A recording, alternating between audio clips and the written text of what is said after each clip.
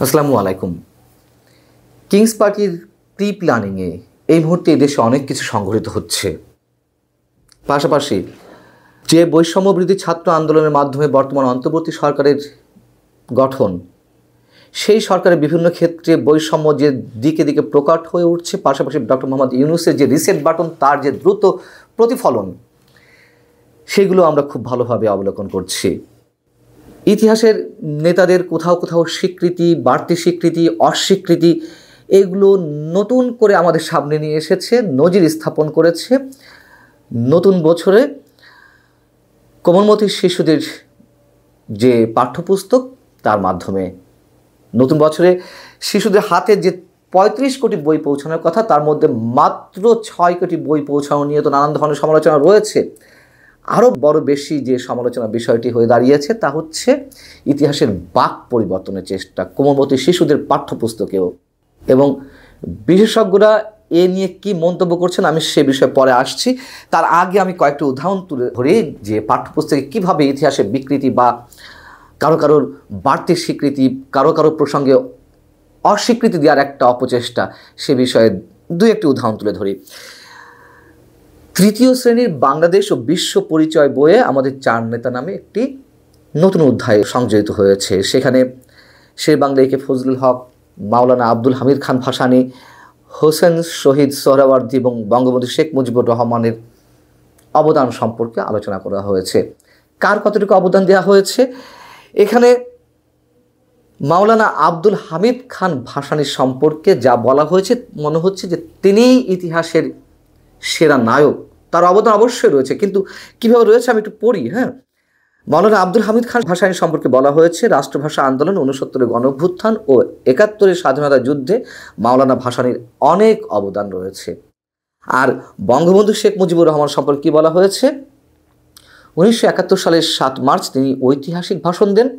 এতে পূর্ব বাংলার সাধারণ মানুষ স্বাধীনতার জন্য উজ্জীবিত হয়। ১৯৭১ সালের ২৬শে মার্চ মুক্তিযুদ্ধ শুরু হলে তাকে পাকিস্তানি সেনাবাহিনী আটক করে পাকিস্তান কারাগারে বন্দী করে রাখে। বাংলাদেশ স্বাধীন হলে আবার তিনি ফিরে আসেন। মানে তিনি একটা ভাষণ দিয়েছেন, মানুষ উজ্জীবিত হয়েছে, আবার তাকে আটক করে নিয়ে গেল, দেশ স্বাধীনের পরে ফিরে আসলো। এমনভাবে ন্যারেটিভটা আমাদের সামনে উপস্থাপন করা হয়েছে। আর মাওলানা আব্দুল হামিদ খান ভাসানীর অবদান অবশ্যই ইতিহাসে রয়েছে, আমরা অস্বীকার করি না, কিন্তু তাকে বানানো হয়েছে ৬৯-এর গণঅভ্যুত্থান, ৫২ ভাষা আন্দোলন, ৭১-এর মহান মুক্তিযুদ্ধের সব কিছুর মধ্যমণি। এভাবে ইতিহাস নির্মাণ করা যায় না। এবং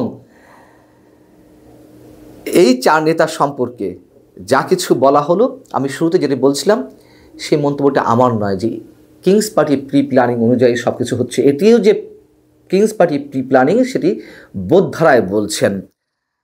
যেমন জাহাঙ্গীরনগর বিশ্ববিদ্যালয়ের অধ্যাপক ডক্টর স্নিগ্ধা রেজওয়ান, তিনি বলছেন এখানে আসলে পলিটিক্যালি এজেন্ডার রিপ্লেসমেন্ট হয়েছে। ইতিহাসকে টর্চার করা আমাদের যে অভ্যাস ৫৩ বছরও পরিবর্তন হয়নি, ফলে এবারও পরিবর্তন হবে না।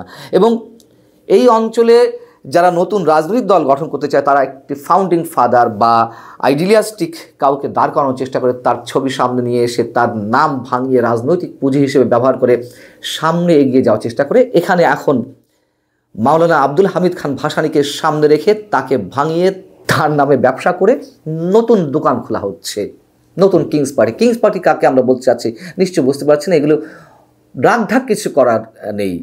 ছাত্রদের সমন্বয়ে নতুন রাজনৈতিক দল গঠন হতে যাচ্ছে এবং তারা মাওলানা ভাসানীকে নতুন করে ইতিহাসে আলোকে জাতির সামনে উপস্থাপনের চেষ্টা করছে। এবং তারই বহিঃপ্রকাশ, তারই প্রতিফলন ক্লাস 3-র বইয়ে। ৫ম শ্রেণীর বাংলাদেশ ও বিশ্ব পরিচয় বইয়ে সেখানে মুক্তিযুদ্ধের শীর্ষক একটা অধ্যায় রয়েছে, আমাদের মুক্তিযুদ্ধ। সেখানে বঙ্গবন্ধুর ছবি, পাশে সৈয়দ নজরুল ইসলাম, মনসুর আলী, এম কামরুজ্জামান এবং তাজুদ্দিন আহমেদ, তাদের ছবি প্রকাশ পেয়েছে। কিন্তু তার আগে মাওলানা আব্দুল হামিদ খান ভাসানীর ছবি এখানে দেওয়া হয়েছে। এগুলোতে কোনো কিছু অবাক হওয়ার কিছু নেই। সিরাজুল আলম খান আমাদের সামনে একজন কাণ্ডারি, একজন ইতিহাসবিদ, ঢাকা বিশ্ববিদ্যালয়ের ইংরেজির অধ্যাপক ছিলেন। তিনি তো আর আওয়ামী লীগের স্পন্সর নন, তাই না? তিনি তো আওয়ামী লীগের কট্টর একজন সমালোচক। এই বইগুলো যেভাবে ইতিহাস রচিত হয়েছে, যেভাবে বঙ্গবন্ধুকে খাটো করে উপস্থাপন করা হয়েছে, সে সম্পর্কে তিনি কী বলছেন? ডয়েচে ভেলেকে, আন্তর্জাতিক গণমাধ্যম ডয়েচে ভেলেকে একটা সাক্ষাৎকারে তিনি বলছেন, আমাদের মুক্তিযুদ্ধ তো শেখ মুজিবের নামেই হয়েছে, তার নামই তো বারবার এসেছে, তিনি তো জাতিকে ওই পর্যায়ে নিয়ে গেছেন, তার সঙ্গে তো অন্য কারো অবদানকে তুলনায় নিয়ে আসা সমীচীন নয়। ইতিহাসে যার যা অবদান নির্দিষ্ট আছে সেভাবেই থাকবে। মুক্তিযুদ্ধে শেখ মুজিবের অবদান ছোট করে দেখার কিছু নেই। এবং তিনি বলছেন যে রাজনৈতিক পক্ষপাতিত্ব দিয়ে ইতিহাস হয় না, তাতে রাজনৈতিক উদ্দেশ্য থাকে। একইভাবে ঢাকা বিশ্ববিদ্যালয়ের অধ্যাপক মুজিবুর রহমান বলছেন, 1971 সালের কথা বলতে গেলে বঙ্গবন্ধুর কথা আসবে, তাজউদ্দিনের কথা আসবে, আমাদের জাতীয় চার নেতার কথা আসবে, আরও অনেকের কথা আসবে, কিন্তু কারো অবদান ছোট করে কাউকে বড় করে দেখার যে প্রবণতা, সেগুলো উদ্দেশ্যমূলক।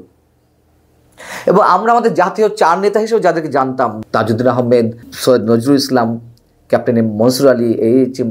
কামরুজ্জামান, জাতীয় চার নেতা, সেখানে জাতীয় চার নেতা নামে ক্লাস 3 বইতে যেভাবে উপস্থাপন করা হলো, মানে আমরা জাতীয় চার নেতাকেও ভুলতে থাকবো এমন একটা অপচেষ্টা করা হচ্ছে। এইগুলো ভালো কিছু নয়, এগুলো করে কেউ কখনো পার পায়নি।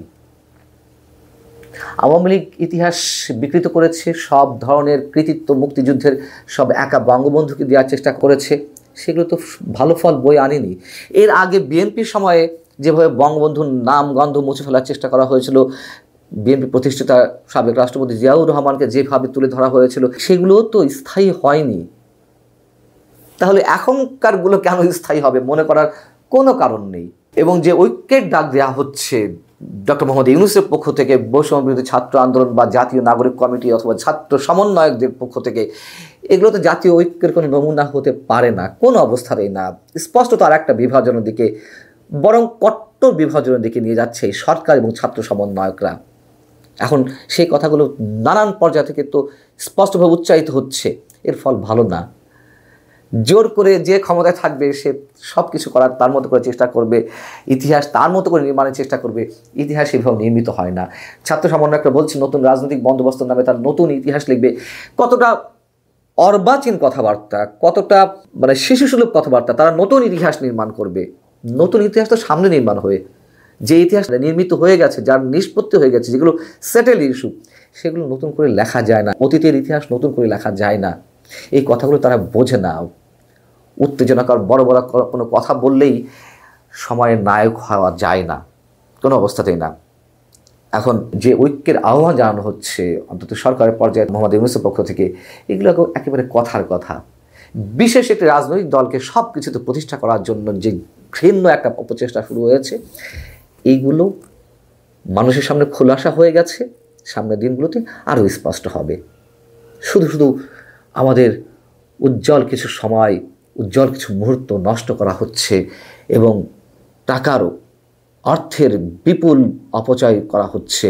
যে আওয়ামী লীগ দোষারোপ করা হয়েছে দুর্নীতির জন্য, এখন যা কিছু ঘটছে তার থেকে আলাদা কিছু নয়। তখন দুর্নীতি হয়েছে, এখন অপচয় হচ্ছে, তখনও বলা হয়েছে অপচয় হচ্ছে, এখনও তার বাইরে কিছু হচ্ছে না। যে যায় লঙ্কায় সেই হয় রাবণ। আল্লাহ হাফিজ, ভালো থাকুন সবাই।